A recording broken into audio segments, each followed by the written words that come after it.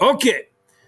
So in the other classes, I tried to like really tie in mitosis and meiosis together, and it didn't seem like it went really well. So I think what we're going to do is we're going to start. I'm just not even going to try to bring in mitosis so much today. We're just going to talk strictly, specifically about just meiosis and its purpose, okay, and just the overall goal of.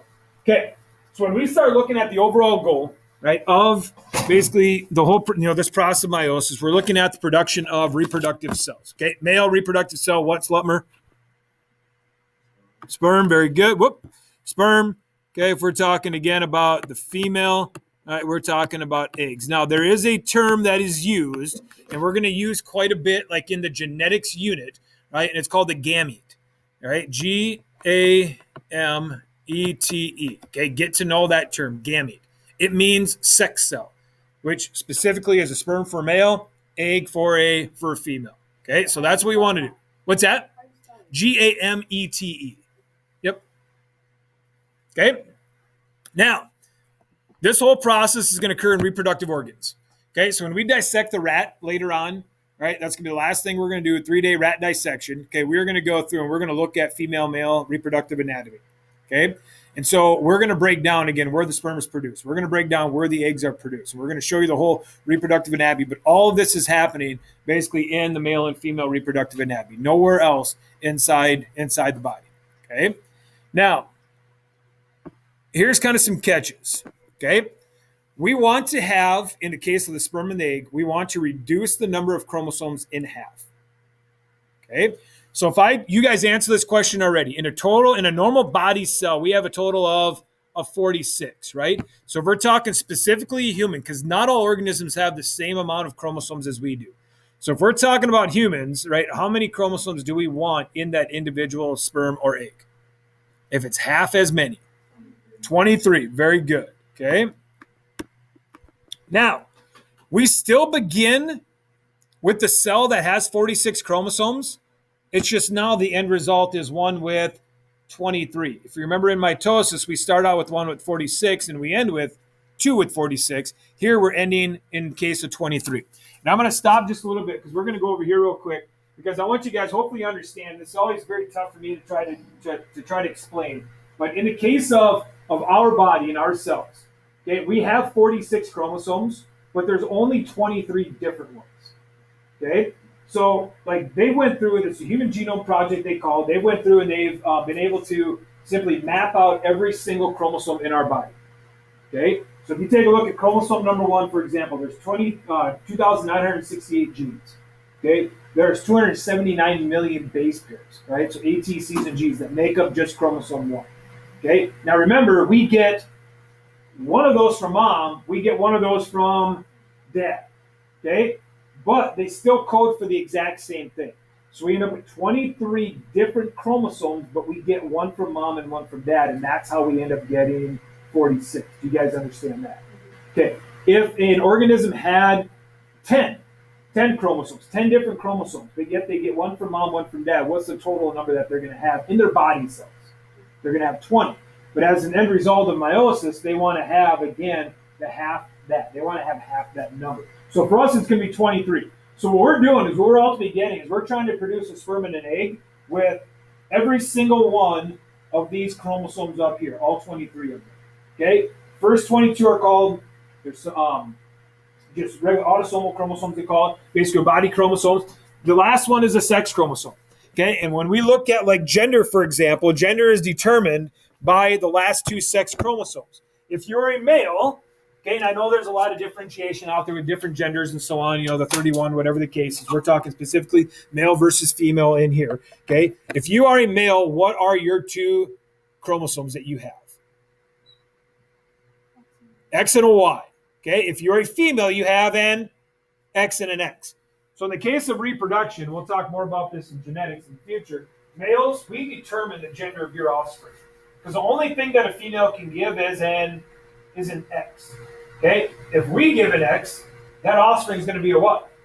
It's going to be a female. If we give the Y, that offspring is going to be a male. Okay? So we ultimately determine that. So again, that's kind of what we're looking at is we're looking at, well, we're going to work this in this case. We want to produce these cells that are going to have every single one of these chromosomes for a total of 23 as an end result. Okay, all right, we good there. But we still start with the diploid cell. We still start with the cell that has 46. Now, I also want to bring up these terms, diploid versus haploid. You guys have already went through and did this in an assignment, right, as far as the differences between a diploid and a haploid cell. And I'm going to start with haploid first. Okay, so when we talk about haploid, I'm going to kind of think of haploid as being how many different chromosomes we have in our body. Okay, so for example, we already just went through and explained that we have 23 different chromosomes in our body, right? Okay, and so that's going to be the haploid number. Okay, and haploid is usually represented by N. N for us is 23. Okay, there's other different chromosome numbers out there for other organisms. N can be any even odd number, just depends on how many different chromosomes they find in that body. For every organism, it's different. Okay, now there's also a term called diploid, and di refers to what? It's two. Okay, if you roll die, you're rolling two dice, right? So there's two of them. So here, when we look at diploid cells, that's represented by 2N. So if I know my N is 23, I've got 23 pairs of chromosomes for a total of 46. Okay, do we see that math there? Okay, if I tell you that a haploid number for an organism is 8, what's the diploid number? 16. Okay, if I tell you that the diploid number for an organism is 30, what would be the haploid number? 15. So notice that, again, all your haploid number can be odd or even, right? But anytime you multiply something by 2, the outcome is always going to be even. So the next question I'm going to ask you, well, what would happen if all of a sudden I have a diploid number of something like 29? Is that possible? Trick question. Okay, it is possible, right? Because we'll talk genetics, right? Cases that we can have situations where organisms, like, they either add genes on, or chromosomes on, or they lose them. Down syndrome is an example of that. They actually have an extra chromosome. Okay, and there's other ones we're going to talk about that have less. The problem here, though, is that when you start looking at a haploid number, the haploid number doesn't make sense, does it? Okay, because you can't have like a half of a chromosome. We could say that there's 14 and a half chromosomes here. Okay, and so generally, if you start seeing these organisms that have a odd number in the diploid state, it usually means that they are sterile. And what does it mean to be sterile? You can't have babies. Yeah. Okay, and so why they can't have babies is usually because they're missing a chromosome, or they have an extra chromosome that doesn't allow them to go on and produce offspring themselves. Okay, so again, just making sure you understand diploid versus haploid, because it's going to come up on your guys' assignment tomorrow. And again, haploid basically refers to the different number of different chromosomes you have in your body, right? Diploid refers to now how many pairs of those do you have for, what's the total number of pairs that you have, okay? All right, so for our case, haploid is 23, diploid would be 46. Okay, also, end result of meiosis. We're going to produce 4 sperm, okay? Females, though, right, they don't produce 4 eggs. Right? Possibilities there, it's very low, right? But the other case we're looking at is they will only produce 1 egg. So we're going to talk about why there is a difference there. Okay, why don't females produce 4 eggs? Why do we produce 4 sperm as far as males go, right? And why isn't it the same? Because if it works for one, why wouldn't it work for the other? But obviously we know there's differences there, okay? And then again, when we start looking at this, it's relatively easy because all meiosis is just 2 mitotic stages. So you guys already explained to me, Morgan called it out, the 4 phases of mitosis, prophase, metaphase, anaphase, and telophase. The only thing that's happening here is there's just 2 of them. Okay? Nothing more than that. Questions? Okay, relatively short, relatively sweet as far as just kind of the background behind it. Okay, we good to go? Sterling, you good back there? Yeah, fine? Okay, all right. Now, can I go on? You guys good here? Okay. Here's where we're at. I'm going to erase some of this stuff right now because it doesn't really pertain to you guys right now. Let's go there, go there, go there. And all we're going to do is we're going to walk by the process real quickly. Okay, so if we take a look, all right, what do we notice? First of all, they give you mitosis down here. We give you meiosis up here, right? Okay, and again, the whole process is relatively easy to understand. There's some bigger kind of, deeper meanings and understandings that we need to make sure that we understand before we are done today. But if I take a look, we're both starting out with the diploid cell, right? Okay, so meiosis itself. Okay, DNA replicates. So now those 46 chromosomes all have a copy, right? Okay, going through interphase, right? We go to meiosis 1. In meiosis 1, there's still PMAT, prophase, metaphase, anaphase, and telophase. They kind of shorten things up a little bit here, but it's all prophase, metaphase, anaphase, and telophase, right? So what's going to happen? Nucleus is going to start to disappear, go away, right? Your chromosomes are going to start to condense, right? They're going to kind of start to pair up, right? They're going to line up in the center of the cell, right? They're going to be pulled apart, right? The cytoplasm is going to pinch. We've got two brand new cells. Okay? Guess what happens in meiosis 2? Two brand new cells are in interphase, right? Okay? They're going to eventually jump into prophase, metaphase, anaphase, and telophase until eventually we end up with 4 cells. The only thing that's happening is we just have mitosis that's occurring twice. Okay? Which makes sense because if the end result is 4 cells, one cell is going to divide into 2 cells, and those 2 cells are going to divide into 4 cells. Okay? And what did I tell you the end result was as far as the number of chromosomes? How many do, in the human body, what's the end result? How many do we want in each of those cells as an end? 23, right? Okay, so there's 23 in there. There's 23 in there. As an example, 23 in there, and there'd be 23 in there. Okay? Well, how do we get there? Remember, we started out with a diploid cell. It had 46. It copied though, right? So once it copied, we actually had 92 chromosomes in each of those cells, right? Then once that divided, each of these cells right here had a total of 46, right? Once they divided, then they had 23 in each of them. Okay? Clear as that. Good? Okay. So, I mean, that's really all it is. Okay? But there's some things that are different than mitosis when we start looking at this, right? And that's kind of the point that we want to hit up today, right, is what are some of the differences? What is actually occurring here that is different from mitosis in basically getting us to this point right here, okay? Because the one thing you're going to look at is as an end result of mitosis, again, we've got 2 cells that have the exact same DNA, right? Okay? What do we see here? Do they have the exact same DNA? Okay, 1, we know that there's going to be half as much, right? But 2, what do we notice about the blue? What do we notice about these 2 blues right here? What do they have attached to them now? Look at the colors, please. Amuse me. Yeah, they got some red. Okay. Oh, what do we notice down here with these red? What do they got? They got some blue. So something happened, right? So male actually gained a little bit of the female DNA. The female DNA actually gained a little bit of the male DNA, which leads to genetic diversity. Okay. So there's 2 factors that actually are in play here that lead to genetic diversity in the process of meiosis. Okay. All right. So the 2 of those, right, leading to genetic diversity. All right. First one is called independent assortment. The second one is called crossing over. Okay. So we're going to go back to meiosis 1 because here's one of the differences between that and mitosis. All right. The one thing that we notice down here in mitosis is notice how those chromosomes line up. Okay. Notice that they're basically just in a line, right? Right down the equator, right down the middle. When I look at how they pair up here, are they in a line like they are down here? Yes or no? No, they're not. It's different, right? We can see that. Okay. So here's where we're going to backtrack a little bit. And I know I'm kind of going all over the place, but it's probably the simplest way to do this. Okay. So here's where we're going to go. Remember in our cells that we have 23 different kinds, right? Okay. We have one that comes from mom, one that comes from dad. Okay. So in the case of mitosis, right, no matter how many chromosomes there are, they're just going to line up right down the middle, one right after the other, one right after the other, one right after the other. Okay. In meiosis, it's a little bit different.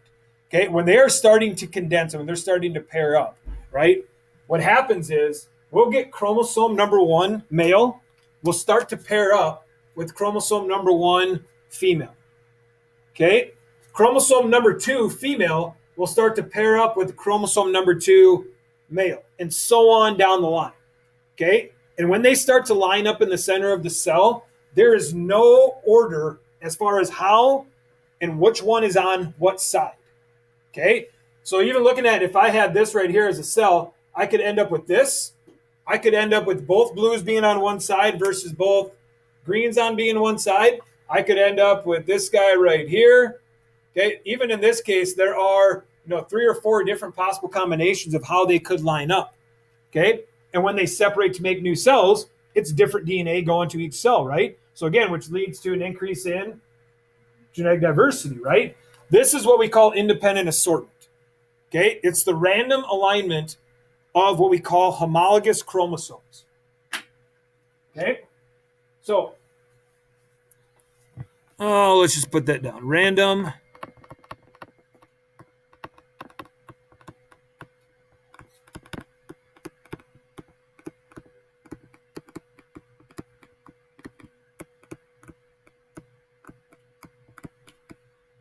Okay, now the big question should be, well, man, we've never heard of homologous chromosomes before. What does that mean? Okay, so here's where, again, all right, we're going to kind of take a little step back. Okay, so remember when we were talking about chromosomes basically are just, it's a strand of DNA, right? Okay, and so when it's in interphase, that strand is not condensed. It's basically just strung all throughout the nucleus, right? But in the case of prophase, what happens? It starts to condense and it starts to wrap around these little histones, okay? So when I take a look at like this structure right here, right? And the little circles it's all DNA, right? That's what we'd call that's a chromosome, right? Frank, do you want me to slow down and wait a little bit? Which one do you want? Random alignment of homologous chromosomes. How do you spell homologous? I'll get to it here in a little bit, okay? Because that will be part of this right here. Okay, all right, so here's what we got. Okay, so if I draw this up, this is a chromosome, right? Okay, with me on that. Now, remember in synthesis, or the S phase of interphase, what happens to that chromosome? Synthesize means to what? Say it again. Make. What are we making more of in the S phase? Well, huh? Yeah, replicating DNA, right? So after the S phase happens, I have this right here, right? Isn't that kind of what we're looking at? It's the same thing. Same chromosome, right? Okay, now, here's the tricky part. Independently, by itself, that's called the chromosome. When it's duplicated, that whole structure is called the chromosome. Okay? But this chromosome is now made up of 2 what? What do we call them? Yeah, sister chromatids, right? Okay.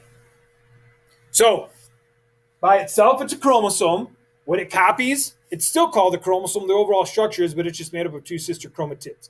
And this is more just about knowing the terminology and the vocab, right, in order to answer questions in the future. Okay, now, the other situation is that we know that there is another chromosome like that floating around, right? It just came from the mom in this case, right? So if this was chromosome number 1, I'm going to still have another one that comes from the mom, right? The chromosome, it goes on and it replicates and it copies, right? And again, I've got 2 sister chromatids that make that up, okay? Now, together,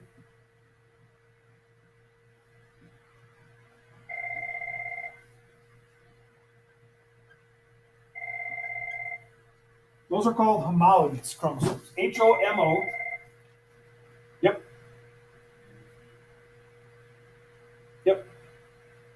Nate, you're out of here. Okay, so we start looking at this. These are called homologous chromosomes. Now, what's the prefix homo mean? Same. Yeah. So what are they the same of? Why are they the same? Where are they the same?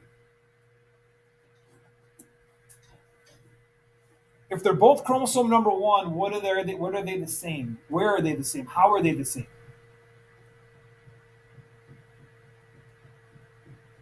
Yeah, I thought I had you. If they're both chromosome number 1, one is male, one is female, how are they the same? Because they're both what? Chromosome number 1, which means they what? Code for the same traits, right? Okay, so they call them homologous because they are basically the same, or they code for the same traits. It just happens to be that one is male, one is female. Okay. Now, there's another term that they're going to use, right? It's called a tetrad. Okay, tetra refers to 4, right? So when I take the word tetra, that means 4.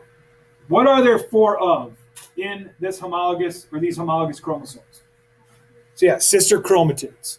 Okay, so now we should hopefully be able to go back right to here. Now we start looking at, okay, so in meiosis 1, what's really happening, the homologous chromosomes are pairing up, okay, and they split, right? That's all that happens, okay? That's all that's happening. Homologous chromosomes pair up and they split, right? And how they line up in the center of the cell is called independent assortment, and that is all random, which can lead to, again, genetic diversity, okay? Questions? Trey, you good? You're fine. Okay, all right. Now, so if I look back here, let's actually write that on there. Where's my deal? So meiosis 1, we got homologous chromosome pairing, but really what's happening here is homologous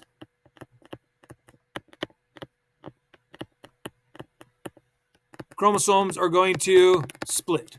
Okay. Now, in terms of numbers, okay, we start out as a diploid over here, right? After that first division, we actually go to a haploid cell. They have half as much chromosomes. They have half as much DNA after meiosis 1. Okay, because we basically went from a full-on, basically 46 chromosomes to now just having, right, the 23 different ones. Okay, so we go to a haploid number. All right. Now, let's go back to the original question. We're starting to look at genetic diversity. So we already talked about independent assortment.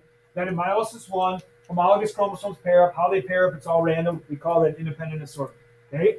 2, what else do we notice? At the end of this, we notice again, some of the blue has what on it? Has red. Some of the red has what on it? Has some blue. And that's a process we call crossing over. Okay, right there. And here's what happens. At any point in time, at any point in place, okay, it doesn't really matter where, when, how, right? They can detach part of their arms or part of their bodies,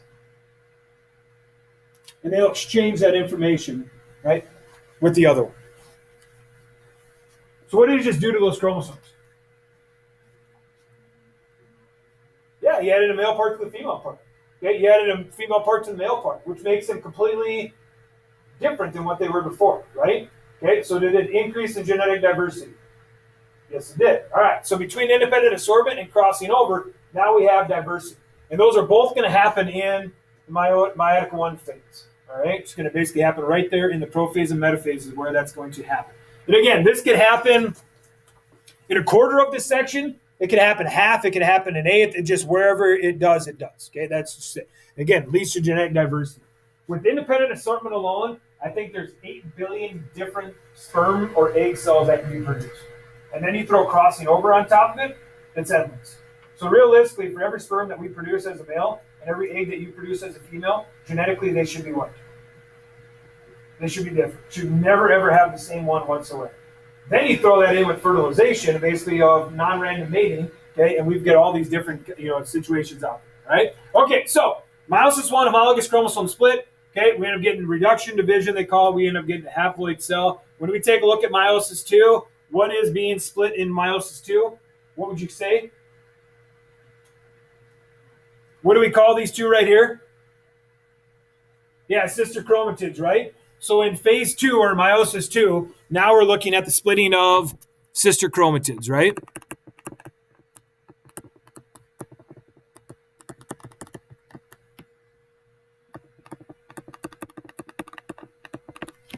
Okay. Good there. Okay. And if we go down to the next slide, it's going to basically tell you, again, what meiosis 1 is and what meiosis 2 is. Can I go on from here? You guys still copying down? You're good? You sure? Have you wrote anything down over there, Morgan? Okay, good. Okay. Yeah, meiosis 1. Here's where it's telling you, right? Meiosis 2 is telling you everything that you guys just wrote down. All right. Now, here's the other part. Okay, we're going to jump in just a little bit of just kind of extra information with this. Now, the difference we start looking at in the case of males versus females, right, is that in males, we will produce 4 equally sized sperm. Okay?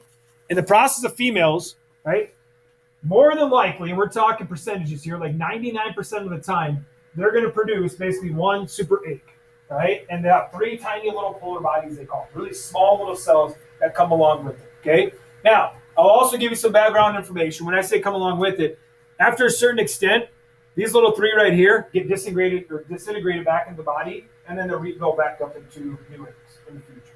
Okay, so they'll get broken down, rebuilt, broken down, rebuilt. So the only one that really stays around is going to be this so-called super egg. If it becomes fertilized, it turns into an offspring. If it doesn't, it's passed on, as Johnny already said, bleeding, right? Yeah.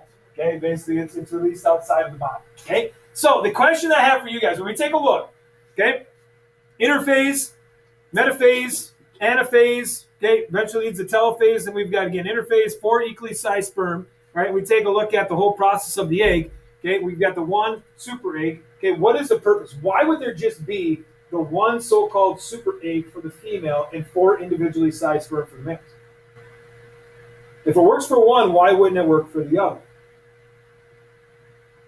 Why wouldn't they have 4 equally sized eggs? Wouldn't you think there'd be a better chance of reproduction? Yes or no? Okay, so let's put on the thinking cap. Okay, now let's brainstorm. Why would it be important? Why would they want to have a super egg? Why don't we have a super sperm?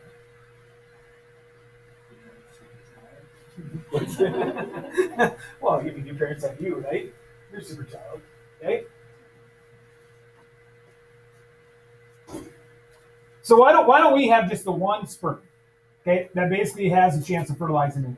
Why don't we just have the one big sperm? Why do we have 4 equally sized ones? Think about us in terms of reproduction, males. Okay, what's our job? I mean, I know it sounds really weird to say that, but realistically, what's our goal? What's our job as a male, right, or any male in terms of sexual reproduction? To do what? Yeah, to fertilize the egg. That's it, right? Okay, and so basically, we produce millions and millions of sperm, right? Now, let's not even talk about humans just because it sounds really gross. Let's talk about, I don't care, white-tailed deer, whatever we want to. Basically, their job, their process is they may only get a mate once, right? And so they want to make sure that if they mate once, that their sperm is the one that is going to fertilize that egg. So they're going to produce as many as they can, right? Because they're playing the power by numbers game, right? They're basically saying that if I can produce a million, right, and I've got a lot greater chance of my sperm getting to that egg and it's going to fertilize that egg and we're good to go. Okay, right? Does that sound about right? Okay. What about the female?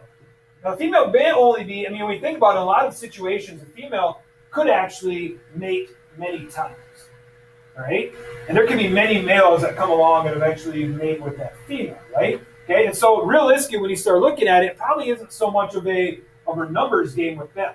What they want to ensure is what? They're going to produce an egg that can do what? That can what? That can get fertilized, but once it becomes fertilized, what does it need to do? It needs to grow. It needs to provide nourishment. Okay, it needs to give that embryo everything that it needs to grow, right? So therefore, if you kind of, I mean, there's pun intended in this, they're basically putting all their eggs into one basket. Okay? Meaning that they're going to basically take, and they're going to have a lot of cytoplasm, have a lot of nourishment, a lot of things that basically that baby is going to need in order to grow and reproduce and develop. Okay? So that's generally why you're going to see one. Now, that doesn't mean that 2 can't pass, right? There's a chance that one of those little guys can pass through. What happens if they both become fertilized? Yeah. Identical or non-identical? Non. Why? Not the same egg, not the same sperm, right? So you're going to end up with basically non-identical twins, fraternal twins, right? Now, how do we get maternal twins? How do we get identical? Yeah, basically eggs fertilize and then it splits after just a kind of I would say a freak accident, but that's kind of what it is that the egg will basically split on its own once it becomes fertilized, and then you have identical twins, which don't always turn out identical based on some environmental factors and mutations and stuff like that, but they will have, for the most part, the exact same DNA that comes out with it, okay? So there are some differences here that we're going to see again within the males and the females, okay? All right, now, done. Tomorrow we're going to come in. I'm going to talk about the first 10 minutes differences and similarities between mitosis and meiosis. We're going to break this down. And then I'll get you guys going on your assignment. Right? Actually, I will not be here tomorrow. Crap.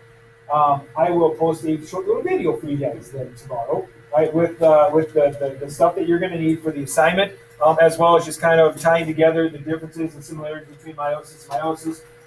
That video, whatever the case, it'll basically tell you everything that you need to know for the assignment.